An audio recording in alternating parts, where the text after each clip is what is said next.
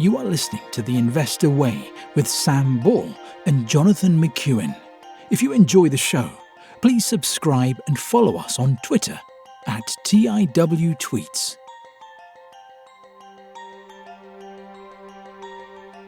Hello and welcome to The Investor Way with myself, John McEwen, and my co-host Sam Ball. This week on The Investor Way, we have Marshalls, Bunzl, Plus500, Gamma Communications, Aston Martin Lagonda, and our US company of the week, or second Israeli company of the week, is Wix. Sam, shall I kick us off with Marshalls? Yes, but we do have a very special announcement before we kick off. Oh, what's that? This is our 100th episode. Ooh, wow. So I thought it'd be really nice if very quickly before we went into it, you could tell us your 100 favourite moments from doing the show.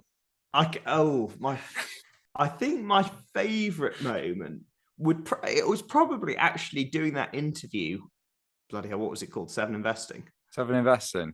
I think my favourite moment on the show was doing the interview with Seven Investing, actually, and sharing the ideas then. And I think that was probably us at our most interactive.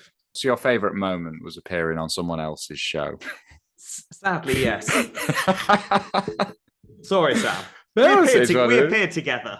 It is what it is. No, it's fine. That's fine. Don't know what mine would be. I think Flosser was very nice. That was quite a nice surprise. That was probably when I realised we actually had some fairly intelligent people listening to us. And the fantasy portfolio is always fun. Although it was slightly less fun underperforming the market in the first year. But a positive performance. Yeah. I'm not sure about this year, but we'll see. It's over halfway through. Well, got 4 months left. So. Okay. Anything could happen. Anyway, on with Marshalls. Okay, so Marshalls, the FTSE 350 listed hard landscaping manufacturer, had their half-year results out last month, with half-year revenue growing 17% to £348.4 million, 7% on a like-for-like basis, reflecting 2 months of contribution from the acquisition of Marley Group, which completed on the 29th of April this year. Adjusted operating profit grew 15% to £48 million, and statutory operating profit fell from £41 to £27.3 million. Adjusted basic earnings per share grew 5% to 16.4 pence. However, statutory earnings per share was down from 15.3 pence to 7.9 pence per share. In terms of divisions, Marshalls Landscape Products saw revenue fall 1% to £216.9 million, and adjusted operating profit fell 15% to £30 million. The Building Products division grew revenue by 21% and adjusted operating profit grew 44% after the lockdowns, coming in at £13 million. Marley Roofing contributed an additional £88.6 million in adjusted operating profit, and net operating costs rose 17% to £300.4 million. Net debt came in at £252.3 million, reflecting the bank funding implemented to partially fund the acquisition of Marley. Alongside these results, an interim dividend of 5.7 pence per share was announced, which reflects a 21% increase on 2021 and has over 2 times of adjusted earnings per share cover. The group drew attention to some strategic highlights, including the construction of a £24 million dual block plant in St Ives, which is progressing in line with plan and is expected to be operational in the fourth quarter of the year. Marshalls also highlighted that Construction Products Association's latest summer forecast predicts growth in total construction output of 2.5% in 2022 and 1.6% in 2023, with strong growth in infrastructure.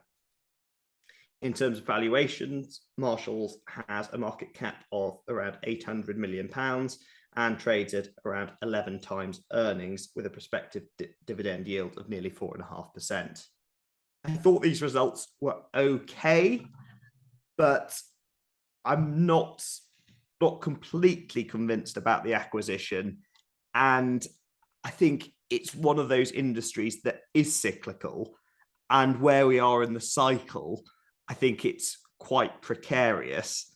So I appreciate it's not that expensive, but I wouldn't be entirely convinced by the forecast. Even if the forecast is right, it's relatively modest. So I would be staying away from it personally. Sam, your thoughts? See any value in it? It looks like an all right company, but I sort of agree with you. Really, it looks very cyclical, and it looks like it's cyclical in a very similar way to companies that we already follow, like the house builders and Ibstock. I think it's going to move in the same kind of cycle. So I'd be looking at it thinking, well, it looks like an all right business, but why? I don't think it looks, for me, probably better than Ibstock. And I don't think it looks better than the house builders either. So it's more, I guess it's opportunity cost. If I wanted that kind of stock, I think I could probably get similar kind of results from a house builder with a better dividend and a cheaper valuation. So I'd just go for that. And I would say quite a lot of the house builders that we've covered are probably higher quality as well as being cheaper in terms of valuation. Yeah, so it looks like a decent enough business. It's just that it's got some very tough competition, I think, in terms of like not in terms of competition for like in terms of the actual business, but in terms of the kind of stock you'd be considering alongside it. I think there's some very, very good choices. So I'm not sure why you'd pick Marshalls. Yeah. Okay, fair enough. So Bunzl. Yes. So our second debut of the week after Marshalls. So Bunzl, for anyone who's not heard of the business, which included me up till this morning, Bunzl is a UK-based specialist international distribution and services company. The segments include North America, continental Europe, UK and Ireland, and rest of the world. The company provides a one-stop shop, on-time and in-full specialist distribution service over 31 countries, supplying a range of internationally sourced non-food products to a variety of market sectors, such as food service, grocery, safety, cleaning and hygiene, retail, healthcare, and others as well. It offers non-consumables, including food packaging, disposable tableware, catering equipment, agricultural supplies, cleaning and hygiene products and safety items. And it sells to hotels, restaurants, caterers, food processors, growers in the leisure sector. And also, it's a fairly decent sized company, actually. It's got a market cap of just under 10 billion. So they are FTSE 100 listed and have been for years. So it's probably one of the biggest companies on the FTSE 100 that I've not heard of, I would imagine. So they have come out with their half-year results. Revenue is up 16.1% to 5.65 billion, and that's up 12.4% in constant exchange rates. They've then given a load of adjusted metrics for operating profit and earnings. I did have a quick look at the adjustments, and I couldn't see anything immediately obvious that suggested the adjustments were really valid and they hadn't just wanted to make the profit look better. Some of it did look to be sort of one-off, but I think you get some one-off stuff every year. So the statutory operating profit was up 7.7% to 327.5 million.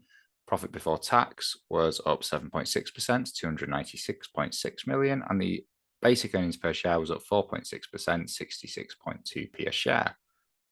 They highlighted resilient free cash flow generation with cash conversion of 86%, despite the impact of inflation and greater inventory held to support service levels to customers during supply chain disruption. And they announced 6 acquisitions in the year to date with a total committed spend of over 225 million. In terms of the underlying revenue growth by sector for the half, the food service and retail, that was 21% growth. Cleaning and hygiene and safety and welfare, that was down 4%, and grocery and other was up 11%. Base business saw very strong revenue growth across North America, continental Europe, UK and Ireland, driven by strong product cost inflation. This was complemented by volume recovery in continental Europe and UK and Ireland due to the reduced levels of COVID-19 related restrictions compared to the prior year. Reduced COVID-19 related sales due to year-on-year impact of deflation on certain COVID-19 related products and volume decline affected all business areas. Food service and retail sectors combined saw very strong underlying revenue growth driven by significant inflation and recovery in the base business despite declining COVID-19 sales. The cleaning and hygiene, safety and healthcare sectors were impacted by the declining COVID-19 related sales, with cleaning and hygiene also continuing to be impacted by the work from home trends, although the safety-based business in North America started to see some improvement. Combined underlying revenue for these sectors remains strongly ahead of the comparable period in 2019.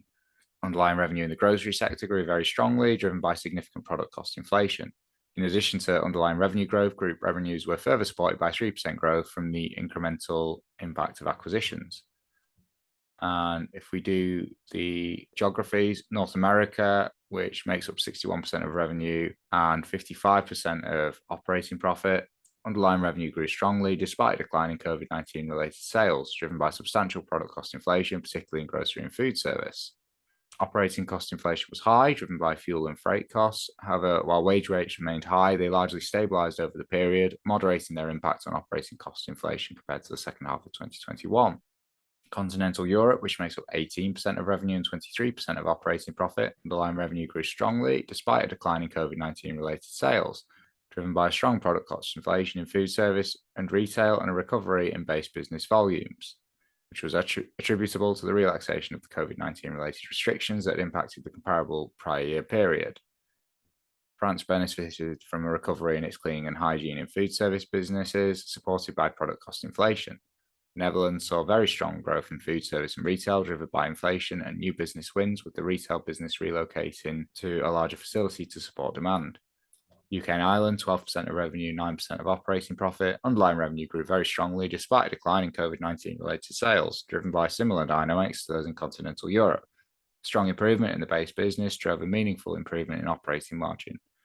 Investment in operating efficiency continued with the ongoing rollout of new technologies to support the business. And the rest of the world, which is 9% of revenue and 13% of operating profit, underlying revenue grew very strongly in Asia Pacific, supported by growth in both the base business and larger COVID-19 related orders.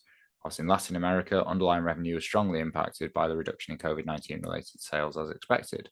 Overall, underlying revenue was broadly flat, with acquisitions in Asia Pacific providing good support to total growth. Adjusted operating profit and operating margin decline reflects the reduction in higher margin COVID-19 related sales, although margins remain significantly higher than the comparable 2019 period. In terms of the valuation, the business trades at a PE of 21. I mean, that's quite a lofty valuation. So my reaction to that was to start looking at the growth from previous years. Pretty lackluster, I thought, for the PE it's trading at. So 2017 to 2021.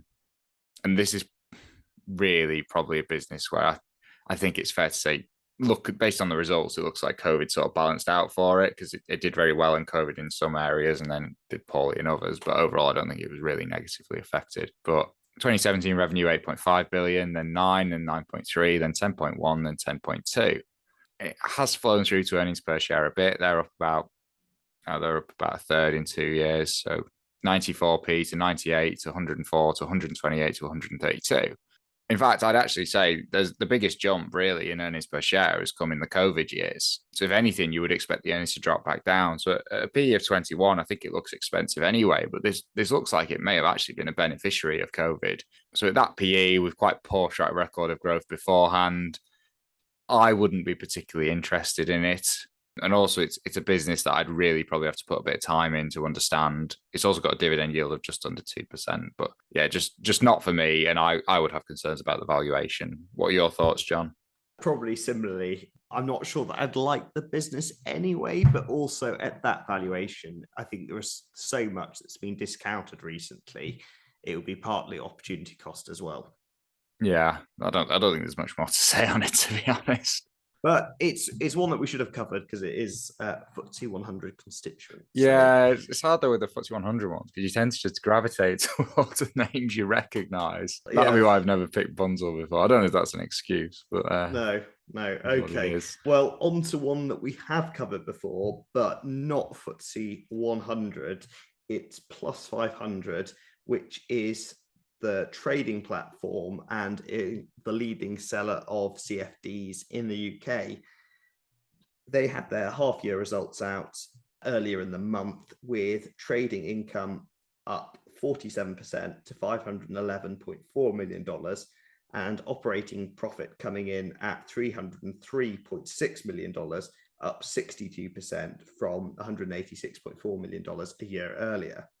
Selling and marketing expenses also rose by 29% to $169.5 million, whilst administrative and general expenses grew 34% to $38.3 million. Overall, operating expenses were up 30% to $207.8 million. In terms of trading income specifically, this grew 46% to $234 million in the European Economic Area, 57% in the UK to $66.8 million, and 24% in Australia to $40.5 million.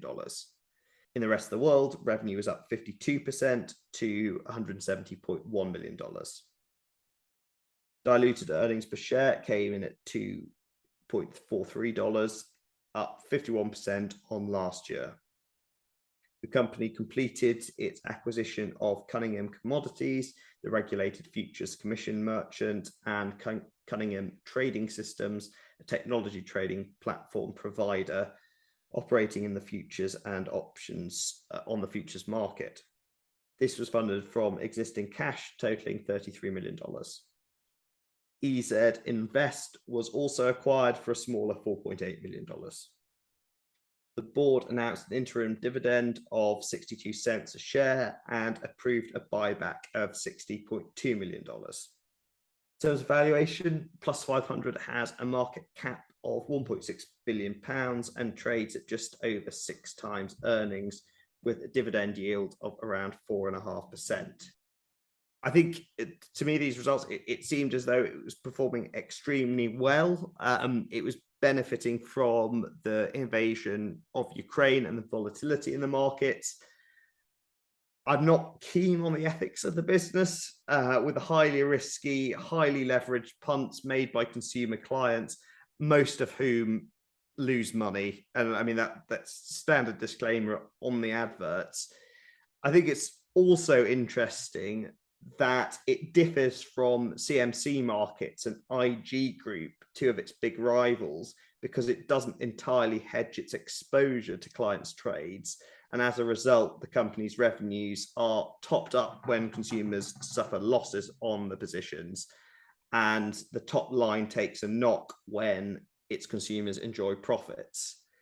I think if it weren't for the ethics, I might take another look at it, because the valuation certainly isn't high, but perhaps that's really reflecting the current market conditions, albeit having that, well, the inflow after COVID and then the volatility most recently. But for those reasons, it wouldn't be one for me. Sam, what are your thoughts? We've covered it briefly before. I'll start by saying that I agree. Like, ethically, there's just something I find distasteful about it. I'd put it in the same category as the gambling companies. But if it weren't for that, I think it looks really interesting. I think the revenue growth per user, what was it? 127%. That's just staggering.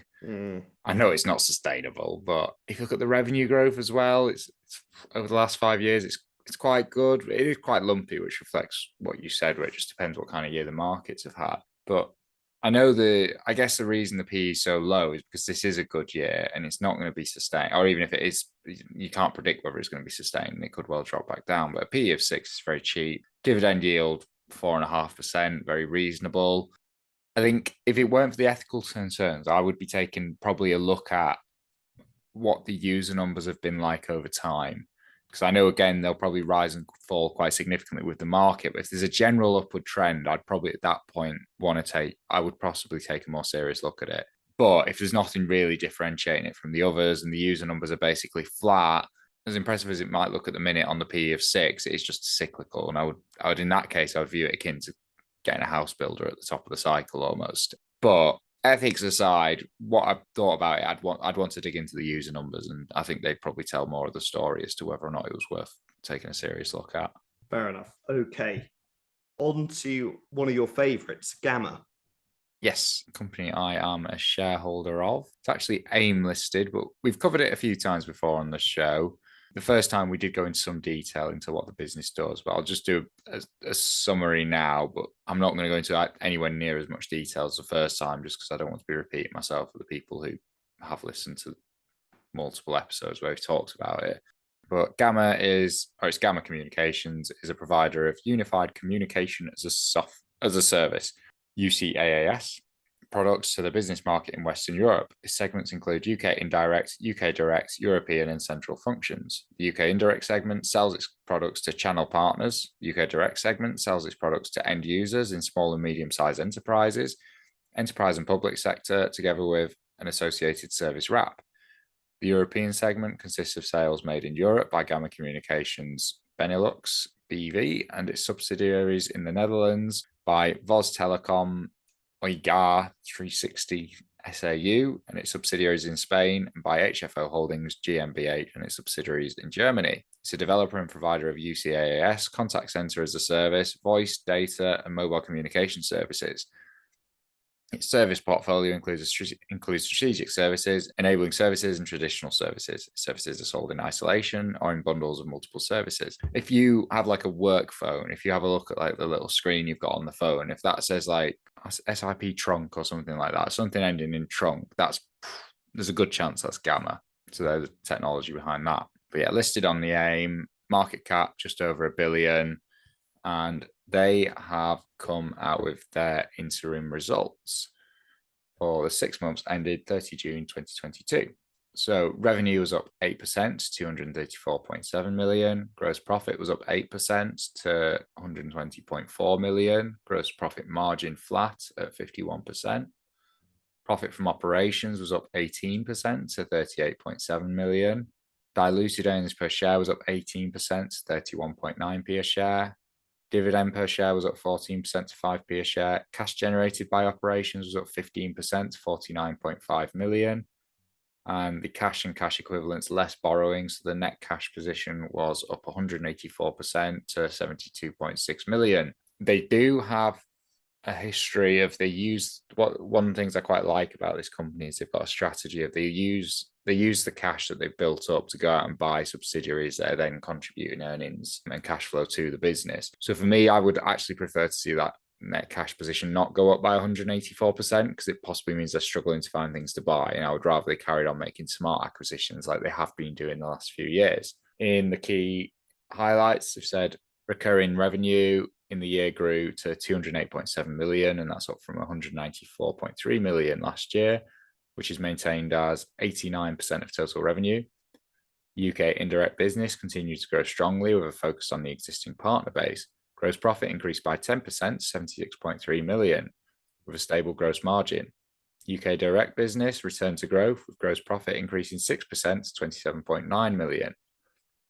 A strong contracted pipeline, significantly ahead when compared to this time last year, supports the growth we anticipate for the full year. As expected, gross margin decreased slightly as a result of higher installation and hardware sales, which are lower margin. European business in local currency delivered gross profit growth of 4%, seeing strong growth in UCaaS users and a good performance from our German business being tempered by some headwinds in our smaller Spanish business. After foreign exchange translation, the European business gross profit was stable at 16.2 million. The number of installed SIP trunks increased, driven by voice enablement of the Microsoft Teams via direct routing and Operator Connect. The number of Horizon users increased by 6%, 716,000 as at 31 December. Sales of the Collaborate module grew faster than the Core module, increasing by 10% to 69,000. Number of cloud PBX seats in our European business grew by 7% to 137,000, a slightly higher rate of growth than we are experiencing in the UK and in line with growth in the European market. In terms of the valuation, the company trades at a diluted PE ratio of 18.66 and an adjusted PE ratio of 16. The company currently has a dividend yield of 1.18%. However, you're not really buying it for the dividend. And if you look at the last 5 years for this business, it's been fantastic. Revenue has grown from 242 to 447 million. Diluted earnings per share has grown from 24p to 55p. Operating profits grown from 26 million to 68 million. I think to get that at 18 and a half times diluted earnings and 16 times adjusted will be a bit more cynical of the adjusted one. But I think even at 18 times earnings, I think that's very, very reasonable for that kind of growth. I am biased, so as I'm a shareholder. So John, as an unbiased observer, what are your thoughts on the results in the business? I like the business. I think the last time we covered it, didn't understand it quite as well. And I've got a deeper understanding of it now. But the other problem was it around 30 times earnings then? So yeah, the share price has been cut in half pretty much from the 12-month high. So, yeah. So I think one of my issues was valuation, and now it's pulled back a lot. I'm much more interested in it, and it's definitely going on my watch list. Okay. So I think I bought it about probably 25 times earnings, something like that. And then I think I did add to it somewhere on the way down about April, but I'm definitely, I think I'm down a little bit on the position I added to, but I'm quite happy holding it. But I am down probably about a third overall on it, I think. But you're happy with the business, and yeah. No issues with it. I mean, I still think at 25 times PE, I'm quite happy paying that. I'm quite happy I got the chance to buy it again at a lower PE, but I think 25 for the growth in the business, and I did like the strategy as well. I wasn't. It's not one where I look back and think, what the hell did I pay that for? Which is good. No, very, very good, very good. If you had bought our next company, you might be thinking that it's, well, probably one of the companies that we dislike the most, although we do like the products, which is Aston Martin Lagonda. It's the UK's only listed car manufacturer, and it had some news out this week with another series of fundraising with a deeply discounted and highly diluted rights issue. This sent shares into free fall, closing down 15.6% on the day. And the company is now 4 years on from its £4.3 billion flotation in 2018, now has a market cap of just over £500 million and £1.2 billion of expensive debt. In the rights issue, existing shareholders who wanted to keep supporting the company will get 4 new shares for every one they own on offer at 103p a share, a 78% discount to the 480 pence the shares closed at last Friday. And Lance Stroll remains has control of the company. Sam, we've covered the results of Aston Martin Lagonda before, but what do you think of the business at the moment in this most recent rights issue? I think it says a lot about what I thought of the business prior to that it probably hasn't worsened my view at all. Okay. If you bought 3 years ago, you'd be down 95.86%. I haven't looked at the last set of results in any detail. They came out at the end of July. We were talking off air about it because you said, really, we were just talking about the capital raise. And I did mention, I don't think we actually covered the results when we did the show. But then I just said, well, there's not really any point because we know what they're going to look like. And yeah. But I mean, there's a headline. So where I'm just looking at, I've got the Hargreaves Lansdown page up on it just to look at the share price. But it does have a headline for the last results. And it's just Aston Martin losses widen as supply chain issues hit production. So it looks like the last set of results were what we would have guessed. But yeah, fantastic brand. Someone's always going to buy it. It's always going to be worth something. Someone will end up buying the brand. But I think if you buy the shares, there's a very good chance you end up with a zero out of it. Yeah. And I mean, also in the news is the VW group might spin out Porsche as a black brand. And obviously they'll be hoping it goes the way of Ferrari rather than the way of Aston Martin. Any thoughts on that? Well, I think it's a good example of why a great product doesn't necessarily translate into a great business. With Porsche, I don't know. I mean, I think part of the problem is Aston Martin, they're only making about 3,000 cars a year. I think, I don't know the number for Porsche, but it'll be a lot higher than that. 300,000. Yeah, so it's probably more of a viable business on its own. Whereas this, really, you look at it and it should be owned by one of the bigger boys. But yeah, will you be getting some Porsche shares if that goes? I won't, but I will be very interested to follow it because I feel like it. Obviously, it's not the brand that Ferrari is, but I suspect they'll probably do a better job than the way that Aston Martin's gone. Well, that's not difficult, is it? Well, yeah, it's very true, very true. But we will see. We will see. And we think they're estimating it would list for anything between 60 and 100 billion. Do we have any idea on that actual valuation in terms of how does that correlate to earnings? Do we have any idea of that? Let me have a look. I think the revenue, I assume this is 2021, was 28.7 billion euros. Yeah, sales grew from 7.73 to 8 billion. Yeah, that must have been full year. So sales revenue in the first quarter grew from 7.73 billion euros to 8.04 billion euros. And operating profit first quarter from 1.26 to 1.47 billion euros. 1.47 billion. What, and they're talking about a 30 to 60 billion euro. 1.47 billion euros. Yeah, operating profit. Yeah. And they're talking about a valuation of 30 to 60 billion. 60 to 100 billion. That's going to be expensive then, isn't it? Yeah. No wonder they're spinning it off if they can get that for it, and that's what it's making. But at least it's got profits, so it's obviously worth a hell of a lot more than Aston Martin. Yeah, no, that's true. So what? Let's have a look. So if earnings, so if it was 60 billion, would that make it? That would be 10. What was the operating profit? That was for the first quarter. Oh, okay. So that's not as bad. I thought that was the full year. I think that's just so if it were 100, say top end, that'd be got 1.3 a quarter. So that would be sort of, if you said 20. Tweet, so like it would be about 16. That might be all right. It depends whether or not you looked at it and thought they could do a lot more with the brand, but I don't know. It's not like a Ferrari where you look at it and you're like, well, if they can, increase production from 7,000 to 8,000, you start looking at Porsche and thinking, well, possibly at a point where anyone who wants a Porsche can already get one. There's not that same exclusivity, but it's still a very good brand. But yeah, I don't know, 16 times earnings, it might be worth taking a look at after it's got a few quarters of results out. Yeah, we will see. Yeah. Right, should we move on to Wix then? Yes. So Wix, our second Israeli company of the week. Yes, but US listed, which is how it's got that final slot. So Wix, for anyone who's not come across them, they allow people to create websites, and they also give you like a little business in a box. If you want to create a store or like monetize your website, you can do that through the Wix platform, and you just pay them for all the services. A lot of websites are powered by Wix. If you scroll down to the bottom, sometimes you'll see that Wix are powering them.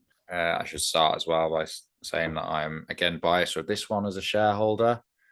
So they have come out with their Q2 results, and the main headline is it includes a cost reduction plan expecting to generate approximately $150 million of annualized cost savings and accelerate margin expansion. They've also launched a new Wix editor experience, combining AI capabilities with new advanced features to create an even more powerful and intuitive web creation experience. Total revenue for the quarter was $345.2 million, and all these figures will be in dollars, up 9% year over year, representing 2-year compound annual growth rate of 21%.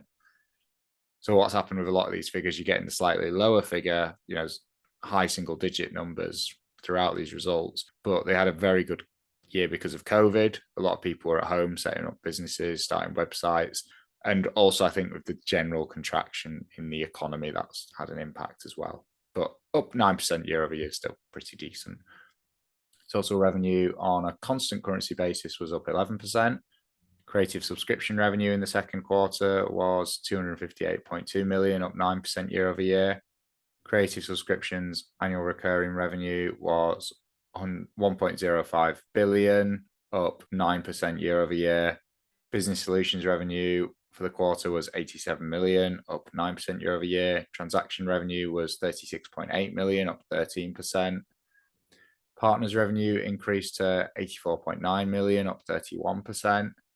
Total bookings in the second quarter of 2022 were $354.6 million, up 3%, and representing a 2-year compound annual growth rate of 15%. Total bookings on a constant currency basis were up 7% year over year to $365.2 million. Creative subscription bookings were up 3% year over year to $269.9 million, and business solutions bookings were up 6% year over year to $84.7 million. Total gross margin on a GAAP basis in the second quarter was 61%. Creative subscriptions gross margin was 74% on a GAAP basis, and business solutions gross margin was 21% on a GAAP basis.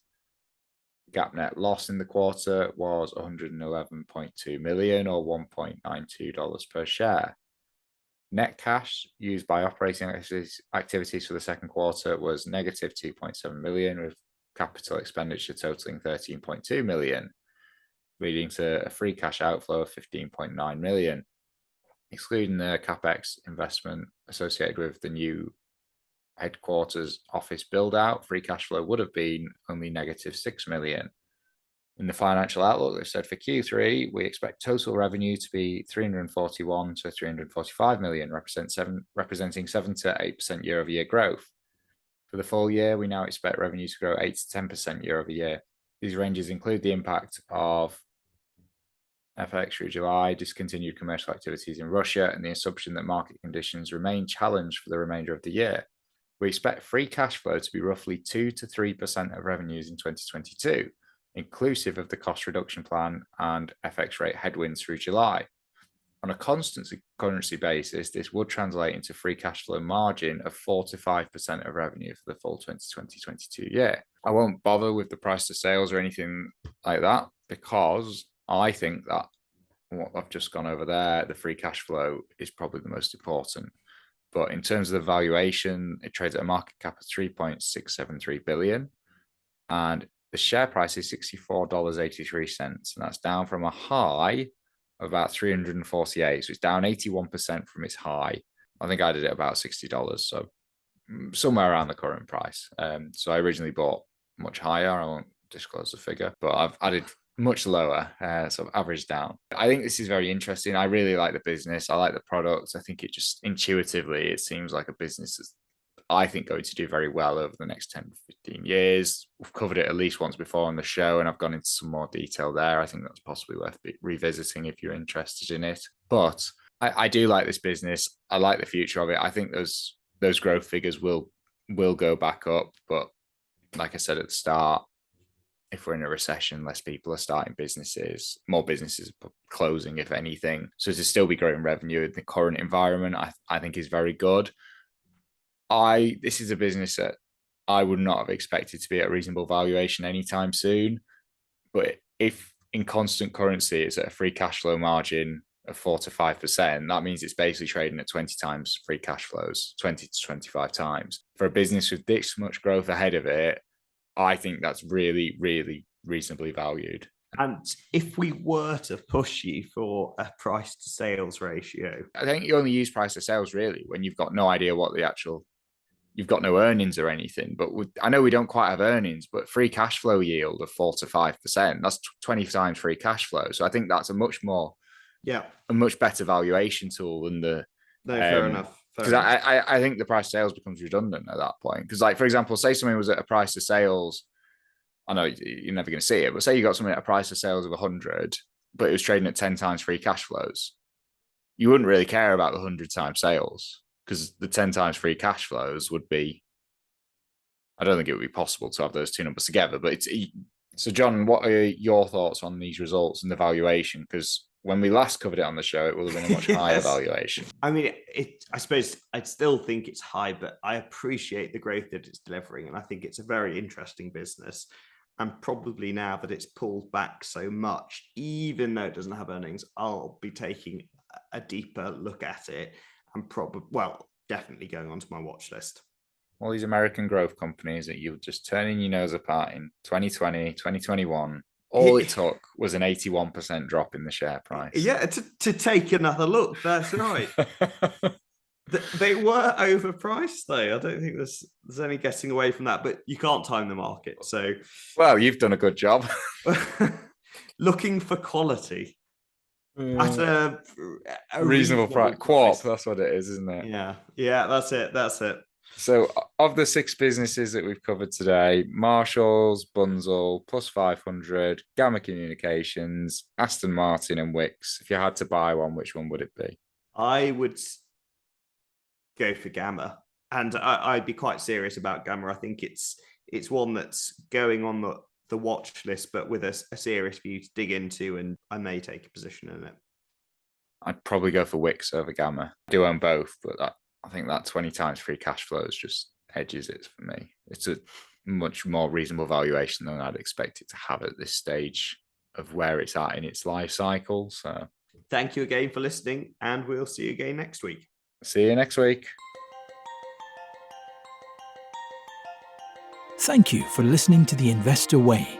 To get in touch, please follow us on Twitter at TIWTweets. This podcast is for entertainment purposes only and does not constitute financial advice. Neither Sam nor Jonathan are financial advisors. For investment advice, please consult professional advisors.